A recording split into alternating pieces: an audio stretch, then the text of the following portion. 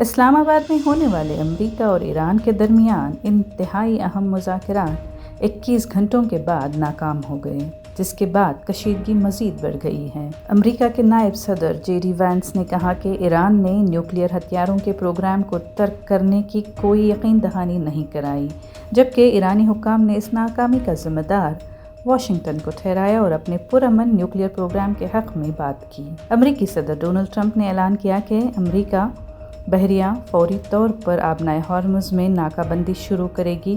انہوں نے کہا کہ وہ تمام جہازوں کو روکیں گے جو ایران کو ٹول ادا کرتے ہیں۔ ساتھ ہی خبردار کیا کہ ایسے جہازوں کو بین الاقوامی واٹرز میں محفوظ راستہ نہیں دیا جائے گا۔ آبنائے ہارمز، جہاں سے دنیا کی تقریباً 20% تیل کی ترسیل ہوتی ہے، اس تنازع کا مرکز بن چکی ہے۔ ایران کے کنٹرول کی وجہ سے خلیجی ممالک کی برآمدات متاثر ہو رہی ہیں اور عالمی سطح پر تیل کی قیمتوں میں تیزی سے اضافہ ہوا ہے۔ امریکی بحریہ کے جنگی جہاز اس علاقے میں سرگرم ہیں اور بارودی سرنگوں کو صاف کرنے کی تیاری کر رہے ہیں، جس سے ظاہر ہوتا ہے کہ امریکہ سوائے بات چیت کے کسی بھی طریقے سے راستے کو کھولنا چاہتا ہے۔ یہ مذاکرات پاکستان کی ثالثی میں ہوئے تھے، مگر 22 اپریل کو ختم ہونے والی 14 روزہ جنگ بندی کے مستقبل پر کوئی واضح پیش رفت نہیں ہو سکی۔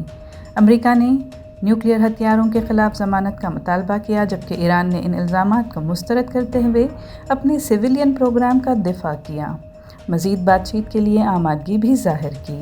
28 فروری سے جاری 6 ہفتوں کی جنگ میں ہزاروں افراد ہلاک ہو چکے ہیں اور خطے کا بنیادی ڈھانچہ شدید متاثر ہوا ہے۔